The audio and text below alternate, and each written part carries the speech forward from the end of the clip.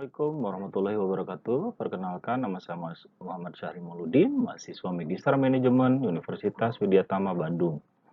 Kami akan menjelaskan terkait dengan penerapan Supply Chain Management pada supplier kapas PT Rejeki Lancar.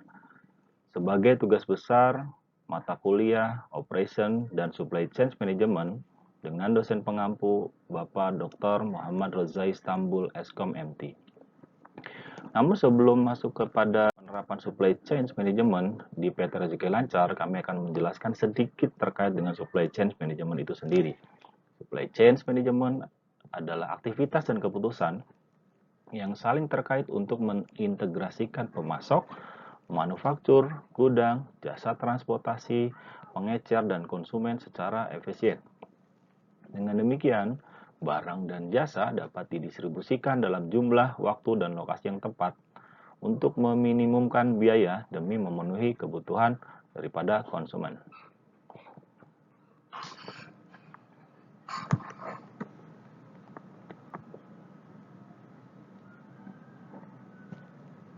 Selanjutnya, PT Rejeki Lancar adalah supplier kapas untuk perusahaan benang di area Bandung dan tentunya seluruh Indonesia. Kapas didapatkan dari petani-petani kapas yang sudah teruji kualitasnya sehingga menghasilkan produk yang bermutu dan berdaya saing tinggi. Pemilihan vendor yang sesuai dengan standar tentunya sesuai standar mutu dan standar internasional. Selanjutnya proses bisnis yang ada di PT Rejeki Lancar adalah proses procurement. Procurement adalah di mana PT Rejeki Lancar melakukan pemesanan kapas kepada koperasi berdasarkan permintaan customer. Adapun koperasi yang dipilih tentunya sudah melalui proses seleksi berdasarkan persyaratan yang sudah ditetapkan di awal. Perusahaan telah memiliki 2 perbandingan koperasi sehingga perusahaan dapat memilih harga yang termurah dan tentunya berkualitas. Dan dapat dijadikan rekanan bisnis. Berdasarkan kontrak kerja yang telah disepakati oleh pihak sebelumnya, kemudian pihak perusahaan menerbitkan purchase order atau PO. Selanjutnya adalah in-out inventory. PT Rejeki Lancar memiliki gudang untuk penyimpanan persediaan kapas.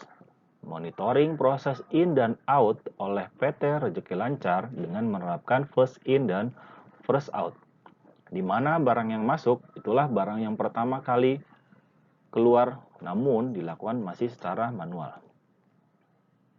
Selanjutnya adalah pemasaran produk. Pemasaran produk dilakukan oleh tim marketing kepada perusahaan-perusahaan tekstil dan benang. Proses pendistribusian barang kepada customer dilakukan oleh jasa pihak ketiga, yang dimana adalah perusahaan jasa ekspedisi.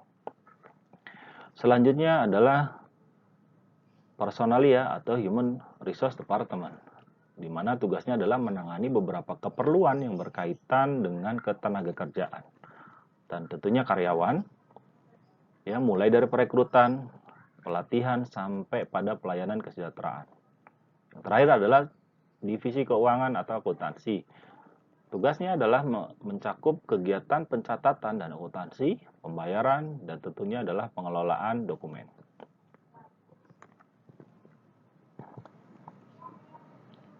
Selanjutnya adalah permasalahan umum perusahaan PT Rejeki Lancar. Dan tentunya sebetulnya ini juga terjadi di beberapa perusahaan lainnya yang memang belum mengimplementasikan digitalisasi. Pertama adalah proses komunikasi yang masih sangat tradisional. Dimulai dengan ordering dan consumer management. Proses dokumentasi yang masih tradisional, proses inventory barang dalam gudang yang masih secara manual. Dan selanjutnya adalah proses invoicing yang tentunya masih secara manual.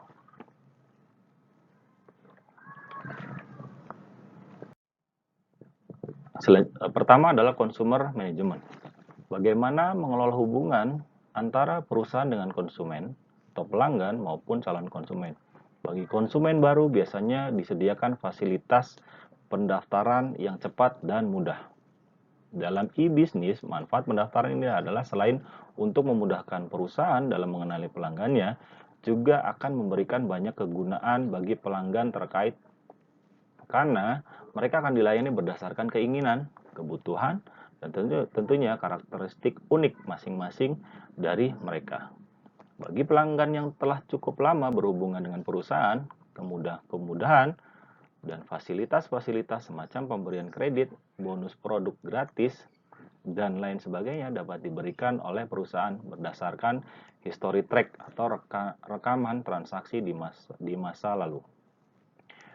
Di sini adalah akar masalahnya belum adanya orang yang bertanggung jawab atau orang yang ditetapkan atau didedikasikan untuk dapat berkomunikasi atau berhubungan dengan customer dan supply itu sendiri.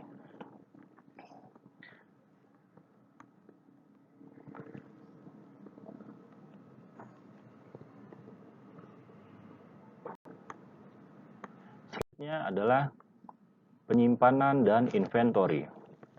Inventory management harus dibangun sedemikian rupa sehingga dapat membantu perusahaan dalam proses pemenuhan target kontrak jual beli yang telah dibuat. Inti dari pengelolaan inventory adalah terletak pada dua hal, yaitu kapan waktu pengambilan produk dari gudang harus dilakukan dan berapa banyak kuantitas produk yang harus diambil. Dengan tentunya memperhatikan beberapa kendala semacam lead time, biaya gudang, opportunity loss, dan lain sebagainya.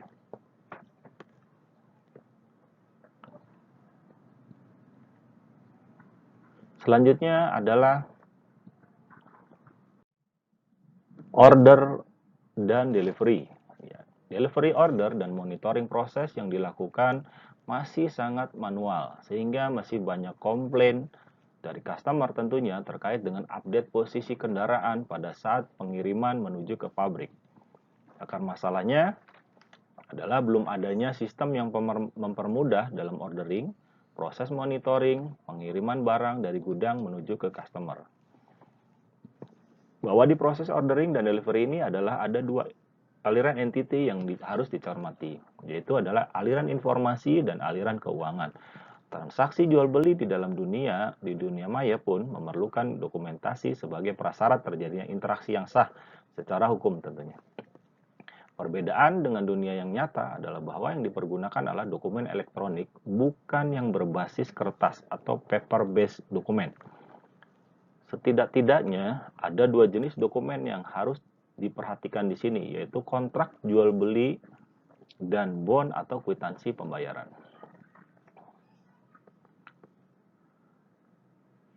Selanjutnya adalah proses di invoicing itu sendiri.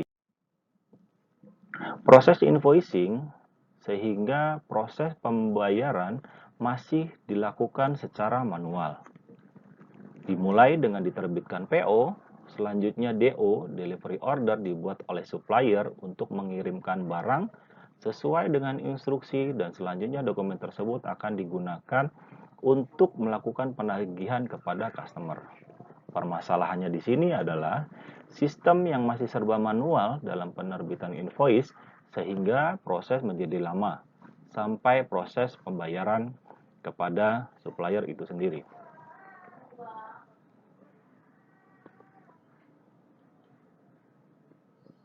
Selanjutnya, teori rantai pasok yang mana yang dapat diimplementasikan oleh PT Rejeki Lancar.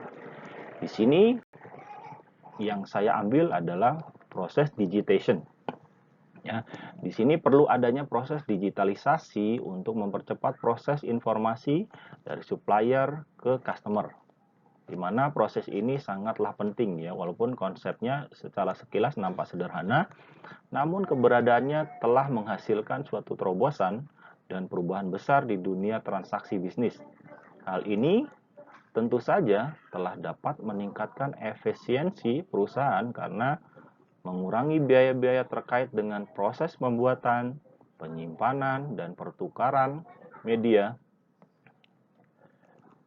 Contoh dari proses digitation yang bisa diimplementasikan adalah disediakannya perangkat PC Perangkat PC atau laptop ya digunakan untuk melakukan komunikasi dan dokumentasi tentunya.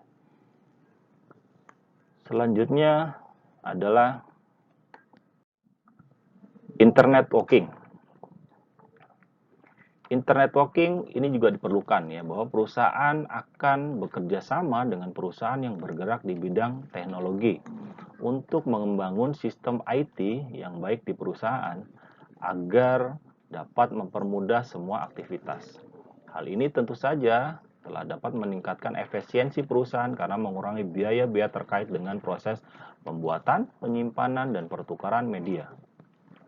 Berdasarkan model bisnis yang dipilih, perusahaan terkait harus menentukan aktivitas atau inti atau core activity dan menjalin kerjasama dengan institusi lain untuk melaksanakan proses-proses penunjang atau supporting activities. Contoh dari implementasi ini adalah WMS atau TMS atau Warehouse Management System atau Transport Management System yang dapat diimplementasikan di PT Rezeki Lancar.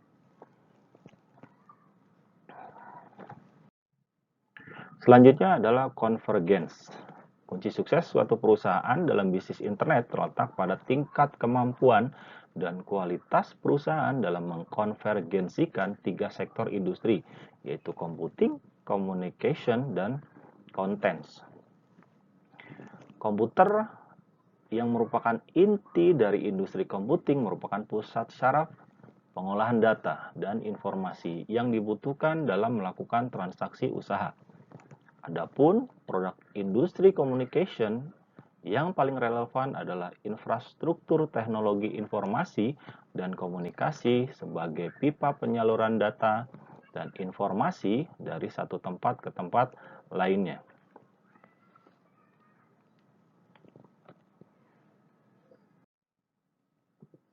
Peranan ISGM atau dan ECRM ya, dilihat dari 2 perspektif besar. Pertama adalah perspektif teknis dan perspektif manajerial. Perspektif teknis dilihat dari sisi teknis, ada 2 hal fungsi dari teknologi informasi yang harus dipenuhi, yaitu fungsi penciptaan dan fungsi penyebaran. Fungsi penciptaan,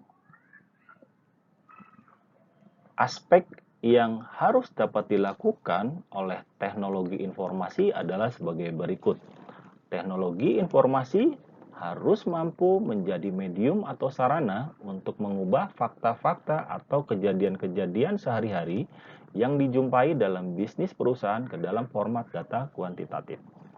Contohnya adalah catatan pengeluaran keuangan, keluhan pelanggan, pesanan konsumen, pengeluaran barang dari gudang. Dan contoh lain adalah barcode untuk kode barang, smart card untuk data pelanggan, dan tentunya kartu kredit untuk pembayaran dan lain sebagainya. Ini masuk ke dalam fungsi penciptaan.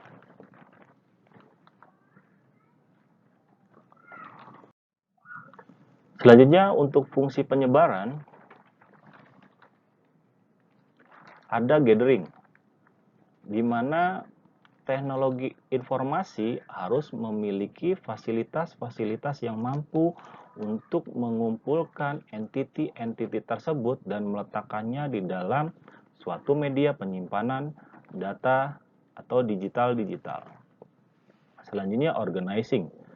Organizing adalah untuk mempermudah pencarian terhadap entiti-entiti tersebut di kemudian hari. Teknologi informasi harus memiliki mekanisme baku dalam mengorganisasikan penyimpanan entiti-entiti tersebut di dalam media penyimpanan. Selanjutnya adalah distributing. Teknologi harus memiliki infrastruktur yang dapat menyalurkan berbagai entiti dari tempat disimpannya entiti-entiti tersebut ke pihak-pihak yang membutuhkan tentunya. Dalam manajemen supply chain, kerap dikenal 3 istilah teknologi informasi, yaitu adalah intranet, internet, dan extranet. Intranet adalah jaringan yang menghubungkan seluruh karyawan satu perusahaan tanpa mengenal batasan geografis. Selanjutnya adalah intranet. Intranet adalah jaringan komputer global yang terdiri dari jaringan subjaringan atau jejaring yang ada di seluruh dunia.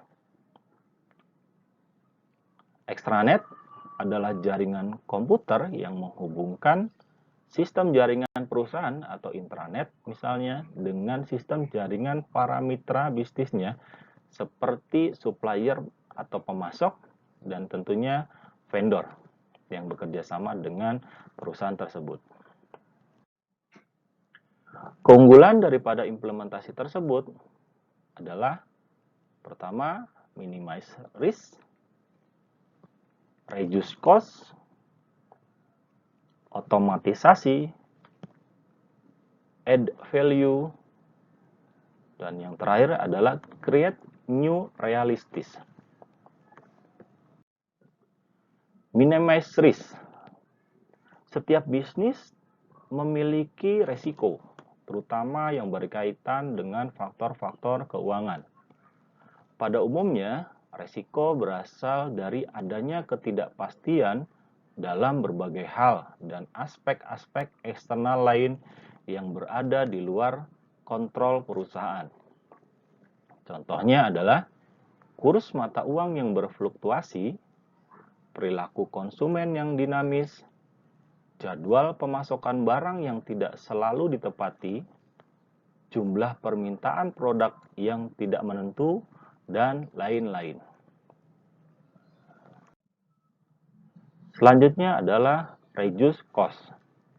Teknologi informasi menawarkan perbaikan efisiensi dan optimalisasi proses bisnis di perusahaan. Bisa dalam bentuk eliminasi, simplifikasi proses. Berbagai proses yang panjang dan berbelit-belit dapat disederhanakan dengan mengimplementasikan berbagai komponen teknologi informasi. Integrasi proses atau pengintegrasian beberapa proses menjadi satu sehingga terasa lebih cepat dan praktis. Eliminasi proses sendiri itu adalah implementasi berbagai komponen teknologi informasi mampu untuk menghilangkan atau mengeliminasi proses-proses yang dirasa tidak perlu. Selanjutnya, untuk simplifikasi proses itu sendiri adalah berbagai proses yang panjang dan berbelit-belit atau birokratik biasanya dapat disederhanakan dengan mengimplementasikan berbagai komponen teknologi informasi atau database dan aplikasi misalnya.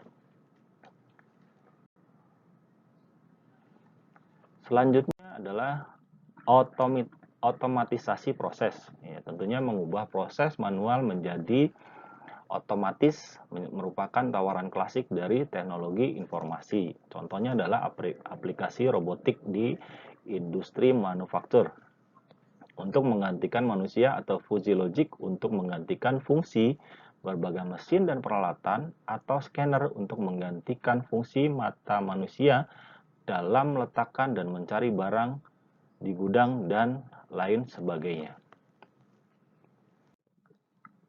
Selanjutnya adalah add value. Teknologi informasi tentunya untuk menciptakan value bagi pelanggan perusahaan. Teknologi informasi untuk menciptakan value bagi pelanggan perusahaan. Tujuan akhir dari penciptaan value tidak sekedar untuk memuaskan pelanggan saja atau customer satisfaction, tetapi tentunya lebih jauh untuk menciptakan loyalitas atau customer loyalty, sehingga pelanggan tersebut bersedia untuk selalu menjadi konsumen perusahaan untuk jangka waktu yang panjang. Ini menjadi sangat bermanfaat bagi customer itu sendiri. Selanjutnya adalah create new realities. Teknologi informasi dan pesatnya teknologi internet telah mampu menciptakan suatu arena bersaing baru bagi perusahaan. Berbagai konsep e-bisnis semacam e-commerce, e-procurement, e-customers, e-loyalty, dan lain-lain pada dasarnya merupakan suatu cara memandang baru di dalam menanggapi mekanisme bisnis di era globalisasi informasi. Demikian penjelasan dari kami terkait dengan penerapan supply chain management di PT Rezeki Lancar. Semoga apa yang saya sampaikan ini bermanfaat buat rekan-rekan dan sehingga dapat diimplementasikan di perusahaan masing-masing. Mohon maaf jika ada hal-hal yang kurang, jika ada yang ingin didiskusikan, silakan bisa menghubungi nomor telepon yang seperti tercatat dan juga email yang ada di slide ini. Terima kasih. Assalamualaikum warahmatullahi wabarakatuh.